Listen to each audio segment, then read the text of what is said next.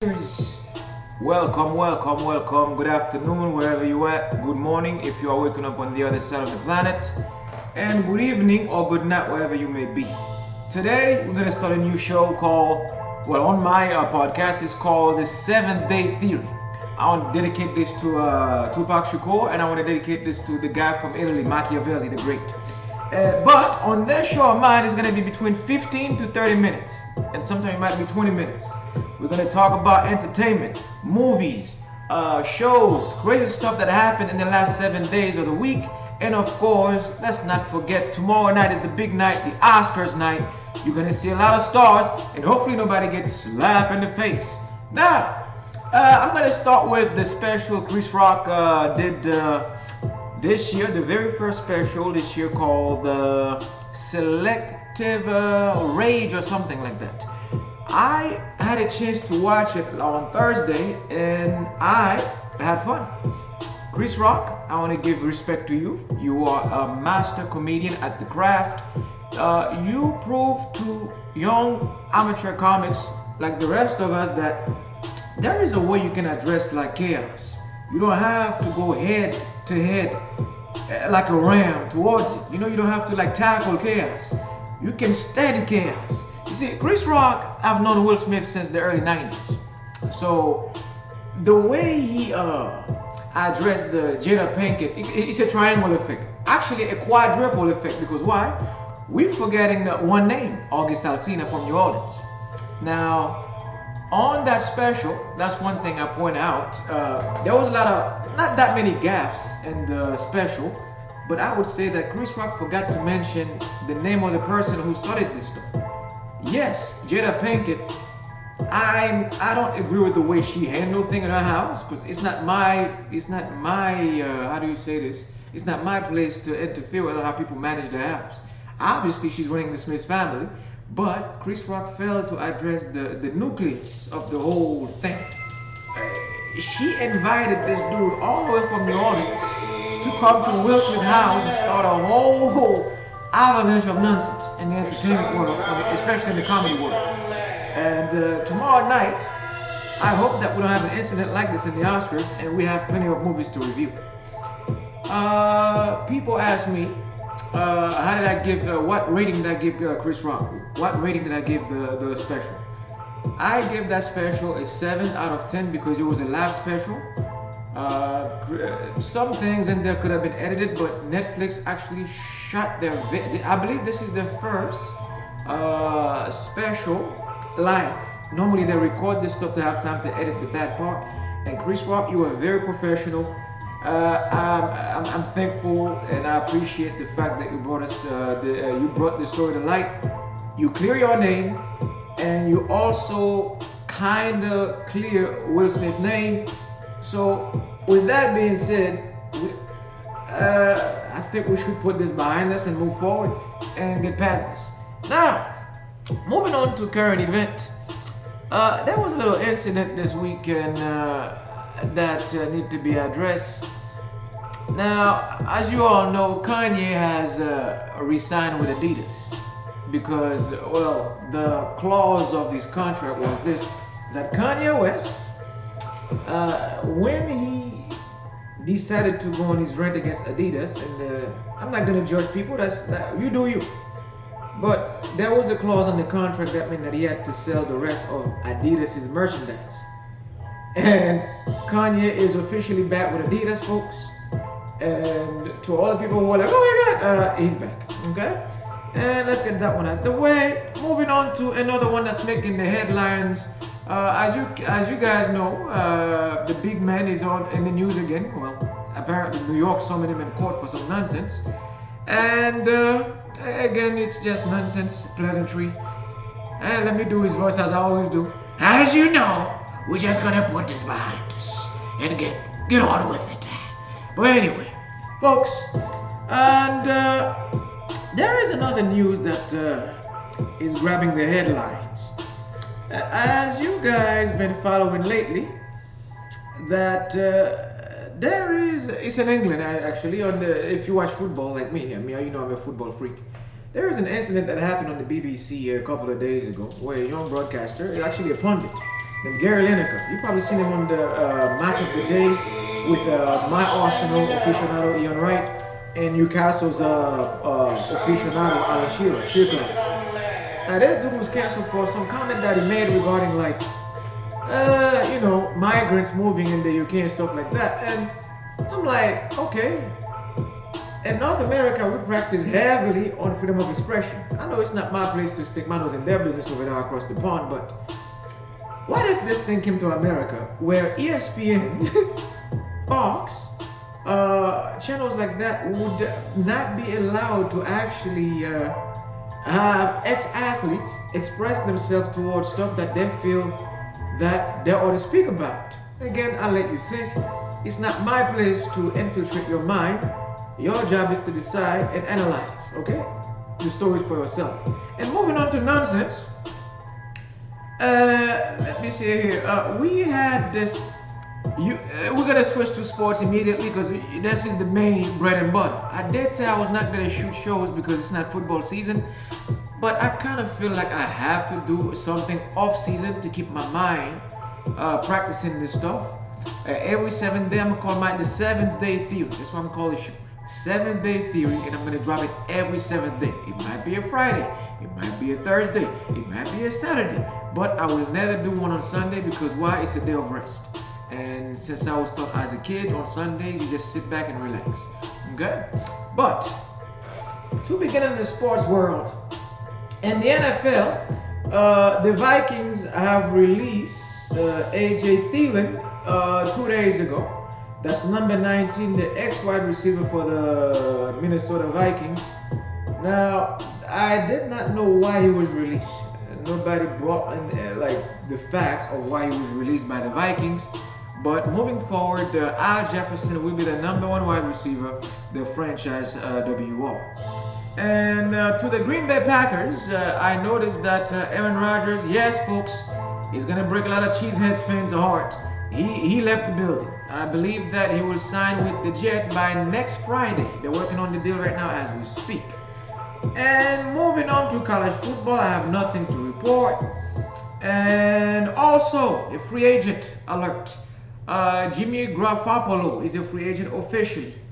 And my Raiders, we don't need to sign Jimmy Garoppolo.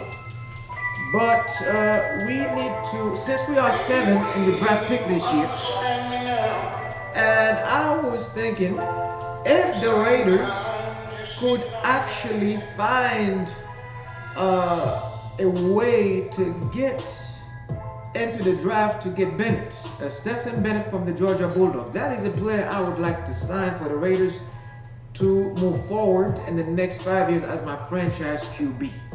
But I know that it will not be a reality because we are not focusing on signing a quarterback with substance. Instead, we're going to sign a mediocre backup QB for next season. Yes, it's not done yet, but the Raiders, they're working on it to disappoint me. And moving on that was an incident that happened 7 days ago. Actually, it was 8 days ago, where Liverpool committed an atrocity against Manchester United, which they paid for this morning, by the way, against Bournemouth. Now, United fans, I don't mean to offend you guys to make you upset, but you guys always pick on Arsenal fans because of the lick you guys gave us in 2009 when Cristiano Ronaldo, Carlos Tevez, Dimitar Berbatov, when you guys whooped our tail at Old Trafford 8-2. Yes, you whipped us very good that year, and you guys wanted to win your title, which was nice. I don't mind you guys doing your thing. I actually got respect for Manchester United. But when you guys get beat up like y'all did last week, own it. Own it that you got destroyed by Liverpool. And there is nothing you guys could do. And I want to give my big respect to these 3. Hey, Cody Gakpo, the Liverpool soldier, Darwin Nunes, the Uruguayan rock star. And then to my boy, Mo Salah, that's my guy there. The guy put it on you guys last week and there was nothing you guys could do. You guys got demolished, you got smashed by Liverpool. But 7 days later, I looked at the score. Liverpool, you need to explain this to me. You just beat Manchester United 7-0. How did you lose to Bournemouth? Bournemouth or Bournemouth, whatever you call yourself. You guys beat Liverpool 1-0. The media was tearing me last weekend for beating them 3-2. They were like, oh, Arsenal don't have the it. How are they going to win the championship? I said, football is football. You beat who's in front of you. That's the name of the game. You beat the team they put in front of you. As we can see today, the same team you guys roasted me about last week for beating 3-2 beat Liverpool 1-0. No more talk. Like my Uncle Willie D like to say. Like my Uncle Willie D like to say, no more talk. And please, Willie D, come back. We miss you. Okay? Now, moving on to my game for tomorrow. Arsenal got Fulham. It's going to be one for the books. And Arsenal, please do not take this game lightly. It's not going to be an easy one. Okay? And I expect you guys to be fully focused. Please make sure that we go straight for the jugular as soon as the ref blow the whistle. And Manchester United, I wish you guys good luck against Southampton. And to my South London cousin, West Ham United, you have a task ahead of you against Aston Villa. My prediction for this one is Aston Villa will pull it off. I want West Ham to win. Let's go Hammers, but man, they're going to win the game. Aston Villa are going to pull this one off. And we have Newcastle United versus Wolves. Newcastle should handle this one, but I expect the Wolves to be a tough underdog.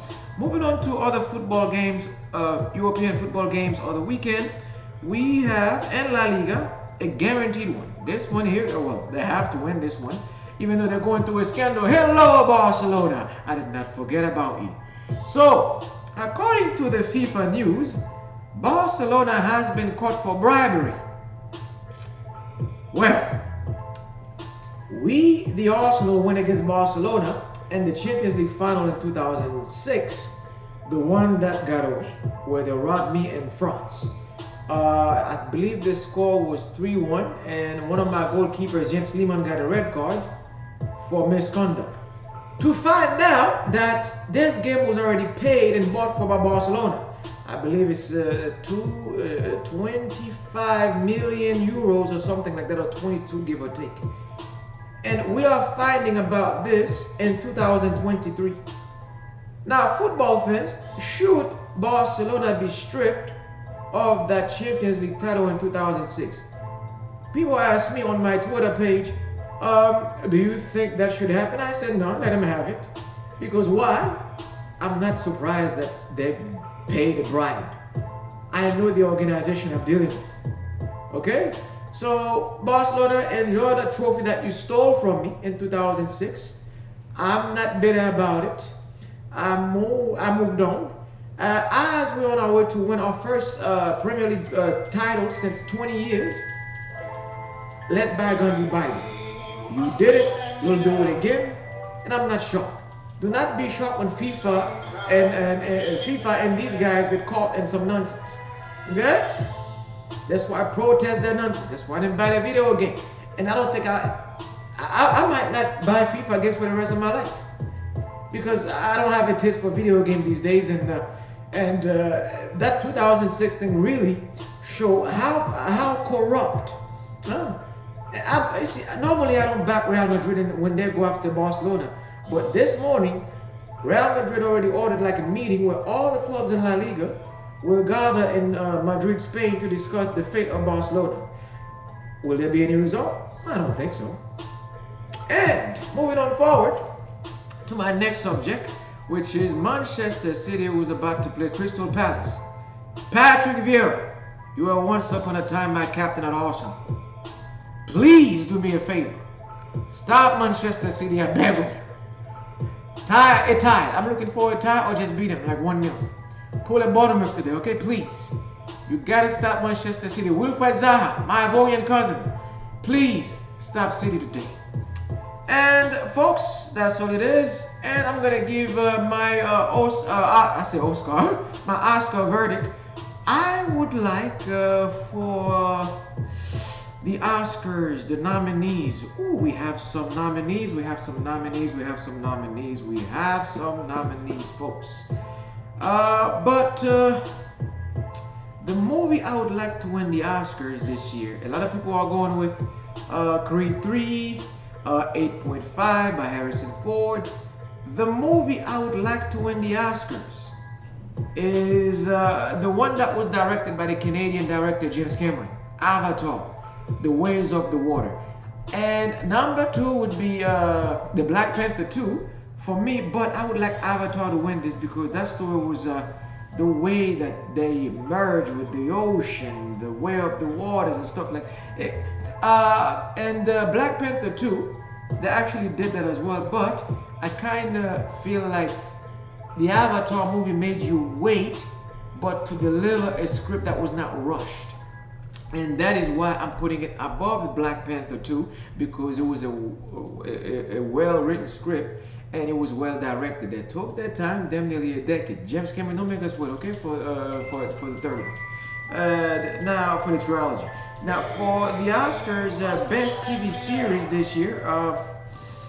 I didn't watch a lot of TV series, but I think that Titans should be nominated, and we'll see what happens. But the most important thing is to enjoy the Oscar weekend, watch your favorite stars get nominated. Hopefully nobody's jaws get dislocated, and I don't want people to fight because it bring well, on camera, because it bring like bad ratings to a show like that. And I actually enjoy. I don't watch Oscars like the full show, but I watch the highlights for a good 30 minutes to see like who get nominated or who's gonna be the next star coming up. And this year's inductee is my guy, Jonathan Majors. Respect, young man. I like the way you do your movies, and keep going. I know the media have been going at your neck for this gaffe for Ant-Man.